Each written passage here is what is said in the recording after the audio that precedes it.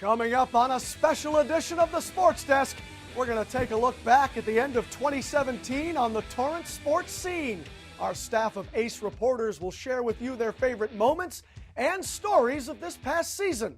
Plus, we're going to show you how to get in shape for the new year, and we're going to give you a sneak peek at our upcoming feature entitled Born to Play.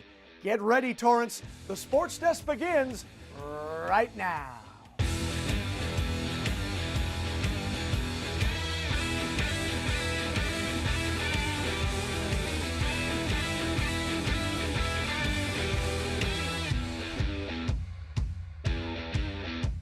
Welcome, everyone, to a special edition of the only sports show designed with the Torrance sports fan in mind, more commonly known as the Sports Desk. I am your host, AJ Vittone. Thanks so much for joining us.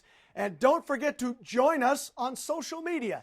As always, hit us up on Facebook, Twitter, and Instagram. Share your videos, photos, and feel free to pass along ideas for future stories as well. You tag us, and we'll tag you. All right, now that the calendar year of 2017 is officially in the books, it's time for us here at the Sports Desk to relive some of our favorite moments from this past year, especially the last 6 months, which is when, as you recall, a group of new faces, including the hosts, started appearing on your television screen. As you know, it's impossible to do a show like this by yourself, and I'm very lucky to have an awesome staff to work with, including an amazing team of reporters who bring you the sights and sounds of the Torrance sports scene every single week. As you can imagine, the Sports Desk reporters have their favorite moments and favorite stories that they covered in 2017, so it's only fitting that they share those memories in their own words with you, our viewers. First up to bat are Dani Miskell and Cedric Welton. Enjoy. For my favorite Torrance sports moment, I had to go with the game between North versus South High, where North took the W and ultimately won the Pioneer League Championship. I chose this game because my very first story here on the Sports Desk was with the Saxons. So to be able to share in that journey with them from the very beginning all the way to that final moment where they clinched the title was truly an amazing experience. It's the final league game of the season where South High faces undefeated North. And AJ, as you can see behind me, the stadium's already cleared out because everyone's off celebrating tonight's W. It's a big deal for North as they go to the playoffs this Sunday. But before we get into that, let's first get into some highlights. Just 40 seconds into the game, the Saxons jumped right into the end zone. Saeed Galloway shined in this game and is going in for the quick six right here. Cole Kuch for the Spartans would respond by kicking this 36-yard field goal, but then a penalty was called for roughing the kicker. They scored the field goal, 3 points. You know, we had a bad call with roughing the kicker, and they decided to decline it and take back the 3 points. So next thing you know, my corner broke on the play. He smacked the ball away, he tipped it up, and I caught it back, and I ran it back to, I think, 70 yards. I don't know, bro. That was a long run. The Spartans did their best to make a comeback following that turnover, but the Saxons stayed on their A game and inevitably took the W, finishing out the game 49-zip, which means the Saxons officially won the Pioneer League. I can't even explain how I feel. You know, my freshman year, we won league champs. We were 5-0, and I think in League 2. So to do it again our senior year, that's just great. You know? It's that idea of like manifesting something, you know, speaking it into existence. It's something that we planned, you know, we wanted, and not many people thought we were going to be able to do it, and we did. North said they never underestimated any of their opponents. When asked if there was a turning point in league play that set the trajectory for the season, they said for them it was the rival game against West. Well, we started off with the battle against West. That was a 3-0, you know, hard-fought one. And then we played really well against Leuzinger, and that kind of set the tone. And we knew from there on we were going to be able to hold our own and should win out, and we did. To me, that was like the confidence booster for the season. You know, the beginning of the season, you know, we knew we could do it. It was just about doing it. And once we beat West, it was like we can really do this. With this game, the Saxons finished with a record of 5-0 in the Pioneer League. I asked them what they attributed their winning stride to, and they said it was their team chemistry. They had purpose behind them. They had the camaraderie and the chemistry. So, you know, they knew from day one that they're a family and that they're going to go out and play for each other, and they played unselfishly most of the time. So, on this team, there is no real star player. You know, there's a bunch of collectives willing to do whatever they can. And, you know, that's why, you know, to this point we've been successful because we're really good with, sharing the football and making sure we're all eating. AJ, the W tonight for the Saxons is truly surreal. You heard what Sagala said. At the beginning of the season, they weren't even sure if they could get to this point. But with all their hard work and this brotherly bond that they talk about, they are going to the CIF playoffs this Sunday. Reporting from Saxon Stadium, I'm Dani Miskell for the SportsDesk. My favorite SportsDesk story that I've covered would have to be my most recent feature on Taekwondo. And it's mainly because it hits close to home. When I was 14, I earned my black belt, and I didn't realize how much I missed my training until I visited the Kokido martial arts studio and took a class with Master Don. And I got to break a board, which was pretty awesome. Taekwondo is the art of kicking and punching. Tonight we visited Master Don's class to learn more in depth about this ancient Korean martial art. 경례 준비. Master Don trained under the legendary Chuck Norris in 1972, and it was right here in Torrance. He then opened the Kokido studio in 1988, making it one of the oldest schools in the South Bay. Out of all the martial arts, he says Taekwondo is the best foundation builder. You have all the blocks, the punches, the strikes. It teaches you how to have confidence and courage. It teaches you how to stand up for your rights and stand up for yourself. It teaches you how to have perseverance and complete everything that you start. And I think those are kind of important things. Mixing the blocks with a punch or a kick or both is called a combination technique. You practice these moves for different fighting scenarios. When you string the combos all together, like right here, it's called a form. This form is called koryo. That is the first black belt form. Usually you learn it as a first degree black belt. It symbolizes wisdom. It's about cultivating that mental power.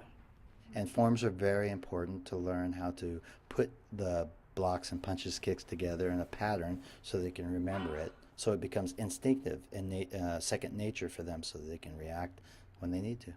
In Taekwondo, you will know the measure of your own strength as Master Don teaches you where to hit those pressure points and what it feels like. A little bit of pain here, a little bit of pain there, but you learn so much from it. If you don't feel it, you don't know how to do it. Now take those moves and apply it in a round of sparring, just like these junior black belts. And sparring isn't the only contact you'll get in Taekwondo. You'll also get to break boards, like I got to do right here. And then there's weapons. Master Don offers his students the option of training with weapons. In martial arts, weapons are considered to be an extension of you. Joshua is holding a Chinese Dao sword, also known as the broadsword, and he said he chose it for a specific reason. I chose the sword because it kind of means like you have to have control over yourself and discipline to like not use it recklessly or in the wrong area and know how to control yourself with it. Devin's training with the double-bladed dragon sword. He believes that training with weapons will teach you about this life. We've also learned spiritual things such as discipline and how to be patient, how to focus your spirit into one thing, just gain all that power. You will also gain a second language, and you guessed it, Korean. Master Don commands in Korean to keep it traditional. Each command is meant to instill a deeper lesson. So we say chariot, and chariot means attention. This teaches self-control and discipline. Then we make everybody bow, kyungnae. The bow is very important to show respect. So we teach them how to use their internal strength, which is called a kiap, which is a yell, a very powerful yell. And when somebody's afraid, all they have to do is key up to show their spirit and their power. Either key up or just leave it to Master Don. He'll get you out of your shell. It's what he's notorious for doing in class. He just surprises you, but it turns out into one of the best surprises ever because he opens your mind and shows you stuff that you didn't even know you could do. He'll also show you that all your training wasn't for nothing. Which is a good thing because you want to be shown off and see like, oh, wow. So that's what all 11 years of experience can do. If you do like powerful things, then it shows that it was worth it. Taekwondo will definitely be worth your while. And at the Kokido studio, you will not only learn about self-defense, but you will also learn about the core values of life. We believe in developing the character of a student. Self-control, discipline, and respect are very important to our school. We think that teaching them values of life, concentration and focus, but also like courtesy, integrity, and perseverance are very important. Reporting from the Kukido Martial Arts Studio, I'm Dani Miskell for the Sports Desk. My favorite Torrance sports moment of the season was when the West Warriors hosted Leuzinger for their homecoming game. It was an exciting game just to start, but the Warriors were down almost 20 to 30 points the majority of the game, but they stayed in the game, fought back, had a lot of good drives, created turnovers, and ended up getting a go-ahead touchdown from quarterback Braden Pofferberger to receiver Venture O'Neill in the last minute to put them up by 1 point, 42-41. And then to cap it off, they sealed the game with an interception in front of those fans. It was a raucous crowd. Everybody's really excited, and a moment that I will never forget, actually being there live. The Warriors just got a W, coming back down from 20 to defeat the Leuzinger Olympians 42-41. I got Coach Holt and his players' reactions. I'm very happy. I mean, are you kidding me? I mean, ecstatic. Very happy for the guys. I mean, we were getting pushed around pretty good. I mean, they were more physical than we were, and but we just kept fighting, and we kept asking the guys, hey, just keep playing, because there's a lot of game left, and there's a lot on the line, and you know, at some point you start having a little bit of doubt, you know, but I don't think they ever, you know, we started to, but then with some of our plays that we had some big plays to make comebacks, we just started to get a little excited, and the defense started to play a little bit more, and so I'm just glad they didn't quit. You know, that's, as a coach, you just want guys to, whether you win or whether you lose, you just want the guys to play hard, and I thought we really played hard. Offense came through with some big plays, and that kind of fuel, you know how you fuel off each other. You know, the offense makes some plays, defense gets excited, and vice versa. So we had some big plays tonight. I'm pretty excited, you know, like our coach always tells us he'll remember us how we play in the fourth quarter, and that's exactly, I think, how we proved ourselves today. You know, the first couple quarters we were down, but we never thought we were out of this game, and we showed that because, you know, we played through the whole game, and we got the victory at the end. I knew I had to step up and make the big play, and I was telling my O-line, just trust me, block for me, and I got you guys, I got your back, and yeah, I stepped up. We won. You know, we had a good week of practice, and it followed. What a game, what a comeback, what a victory. As you heard Coach say a moment ago, he's just proud of his boys that they kept fighting. Reporting from Fred Peterson Stadium, I'm Cedric Welton for the Sports Desk. My favorite story that I covered this year was in girls tennis, where I got the pleasure of covering Miskell Lasu. You almost got to put some respect on this girl's name and say, Miskell Lasu. Not only did she go through the tennis ranks and dominate, but she brought North their first singles title in over a decade, something I'll always remember, and she's actually one of the more fiery and my favorite competitors that I've covered all year. It's the Pioneer League tennis semifinals, and we're down to our Final Four ladies. Today's matchups feature North and South Torrance High Schools, and there can only be one champion. The Pioneer League playoffs fielded a number of schools, though the Final Four featured only two. The South Spartans had 3 competitors to 1 for the North Saxons. I spoke with South senior Justine Kiak and North sophomore Miskell Lasu about today's matchups. It was fun. It's definitely hard playing against your own teammate, but I think I played well, and the finals is tomorrow, so I just need to prepare for that. Today's victory was really good. First round just flew by. I didn't really think about it. This round I had to come in and play a little bit differently. She's a very defensive player, and I just had to grind through, especially in that first set. And once I had a set on my back, I just knew that I could do this. It's just like any other game. I can make it to the finals like last year, and hopefully this is the time that I'm going to win. The semifinals saw South number 1 seed Justine Kiak prevailing over its own number 4, Katie Rugnetta, and North number 2 seed Miskell Lasu defeating South number 3 seed Hallie Hausbeyer. With the championship right around the corner, the 2 finalists graded their performance and talked about prep for their upcoming match. I think I played well. My serves were good. I think I could definitely improve on my forehand and placement, but I think I was overall consistent, and that's what helped me today. Like, I showed myself here, like, I can do it, and that's just it. Have a good mindset, stay positive, keep smiling. With our 2 finalists set for the Pioneer League Championship, both spoke about what it means to reach the final match and what motivates them going into it. As a senior, it's really exciting. My last year to be in the finals. I'm definitely going to play my best, and we'll just see how it goes. Okay.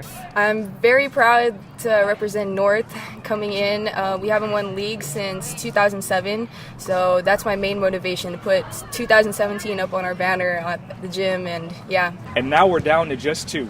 North versus South, Miskell Lasu versus Justine Kiak for the Pioneer League Championship. Reporting from the South Bay Tennis Center, I'm Cedric Welton for the Sports Desk. Okay, let's pick up where we left off. It's time to continue with our favorite Torrance sports moments and stories. Batting third in our lineup is Anthony Scott. And as the old saying goes, the floor is all yours, Anthony. My favorite Torrance sports moment has to be what happened here today. Great turnout for the parade. It was an amazing story. West Cross Country won the state title, and this parade was it was amazing to be a part of. So much fun, and everybody came out for it. We feel like we've been counted out too many times, and we think that the third time's the charm, and this year's going to be the year. Ike Tamanaha was absolutely correct when he said that the West High boys cross country team would win the state championship. The Warriors won the state title by a record 105 points, and now it's time to celebrate. I've never been so happy for a group of boys. The last 2 years, it's been like a funeral afterwards, taking third and second when you're favored.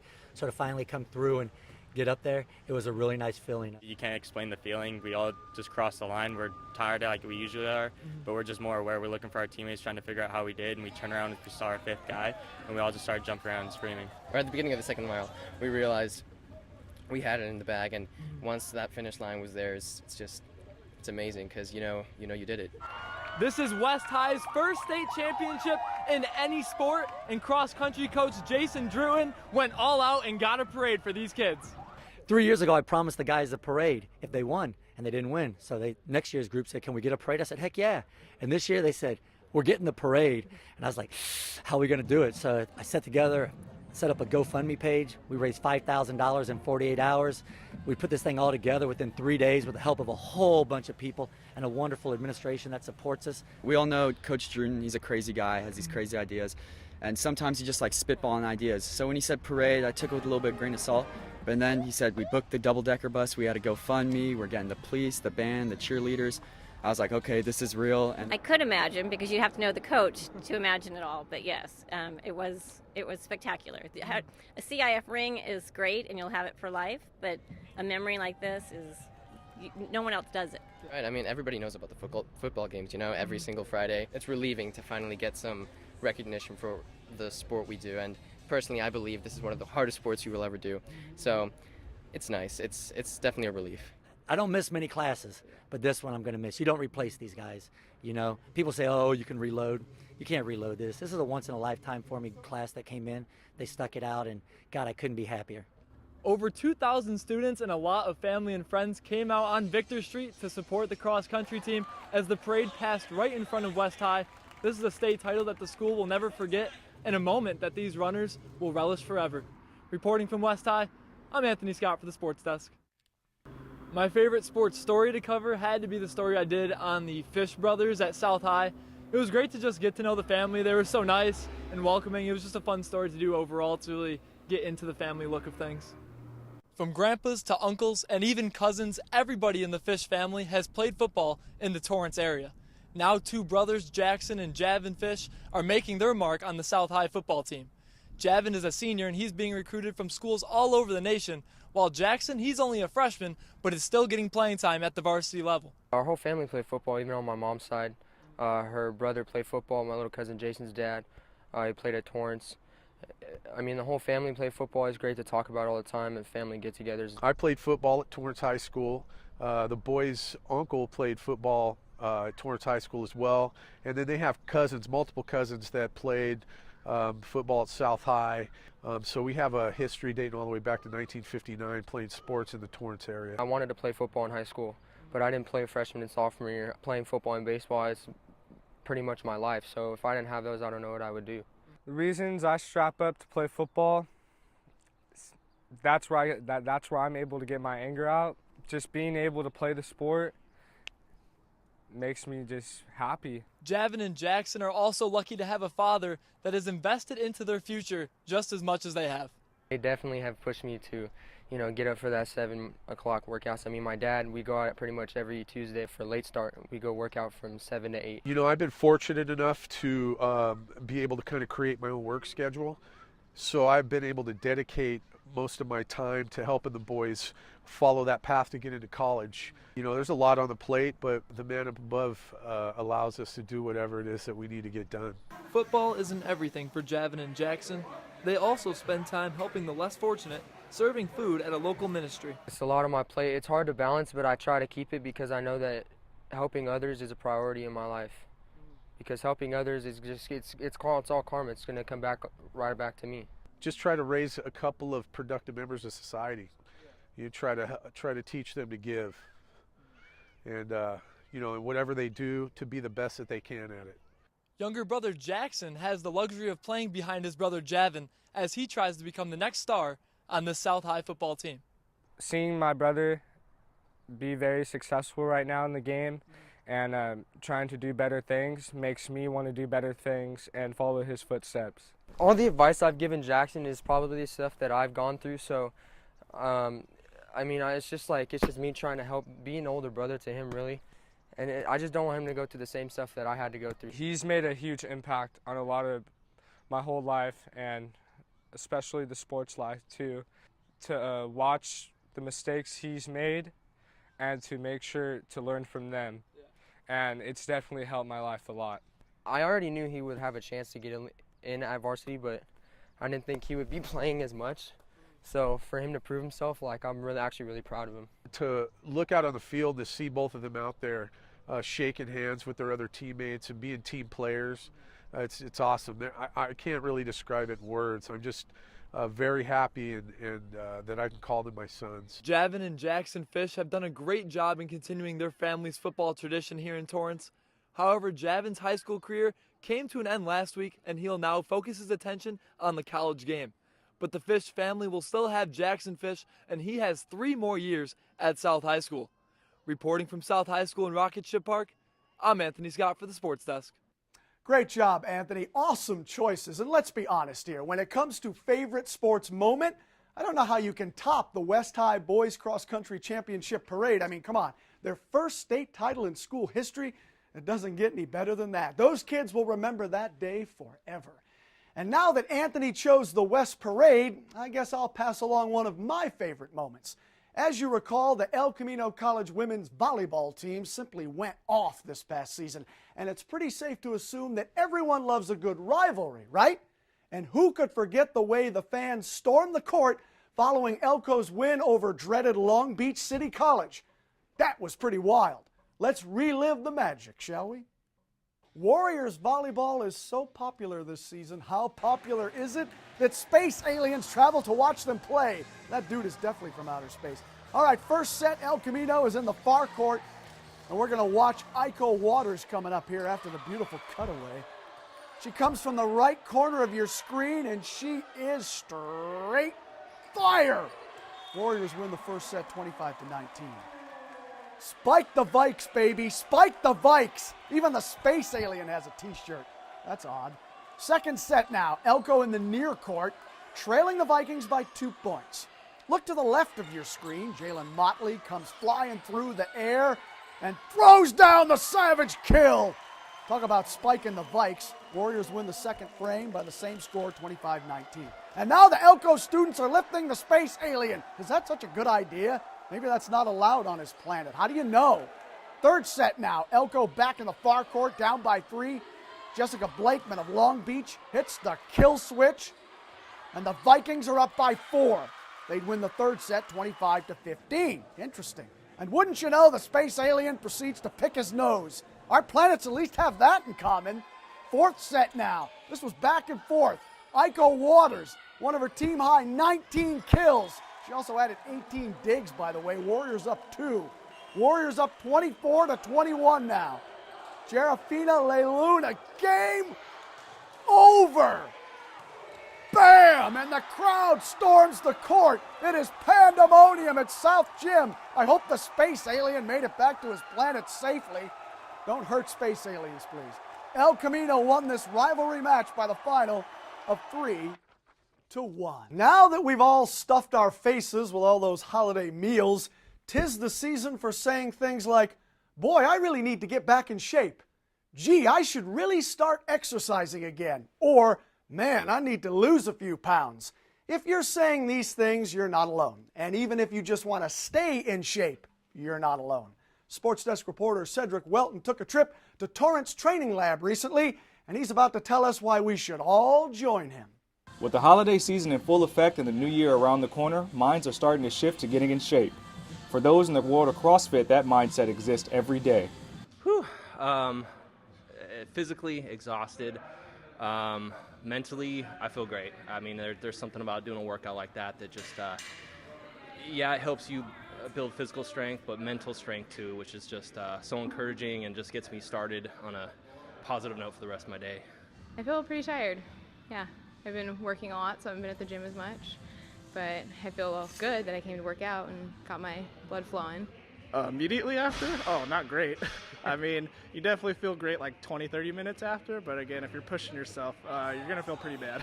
This is every day for us. I love it. Even on Mondays when everyone's like, oh, Mondays suck, I'm like, oh, they're great. Everyone comes in here, they get their workout in. You saw the energy. Everybody's so nice and friendly and just makes everything like better on Mondays every day.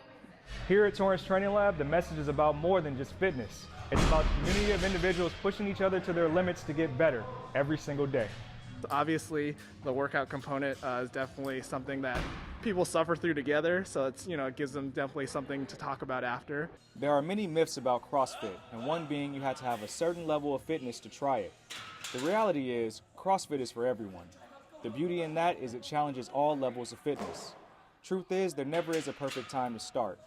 Why not start today? Everything can be scaled to fit the individual in here, so don't be afraid. Come in here, get strong, meet some great people at the same time, and just feel better about yourself.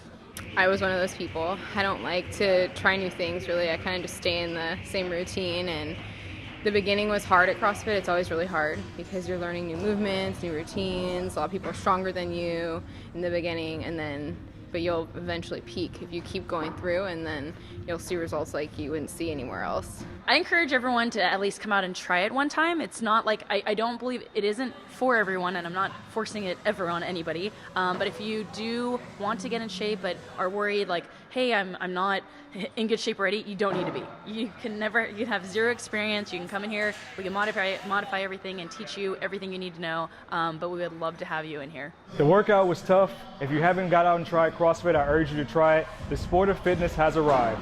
Reporting from Torrance Training Lab, I'm Cedric Welton for the SportsDesk. I think I lost 5 pounds just watching that story. Wow, Cedric, thank you. And finally, tonight we'd like to take this opportunity to promote a special feature story that will air right here in January of 2018. The SportsDesk feature is entitled Born to Play, and it serves as a day in the life of Bishop Montgomery basketball standout David Singleton. David has already committed to UCLA, and as you can imagine, the buzz surrounding him this season is simply euphoric. Here now is a small taste of what you'll see in January. Come on. Be nice to me. Come on. One more time.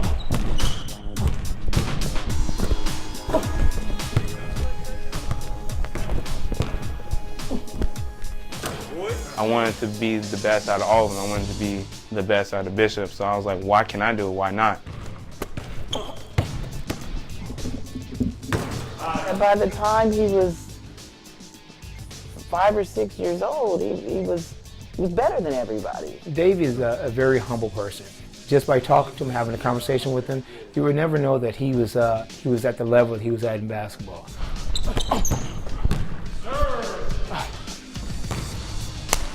He's playing harder than everybody. He's a lot more advanced than everybody, and this is literally 4 years old. So.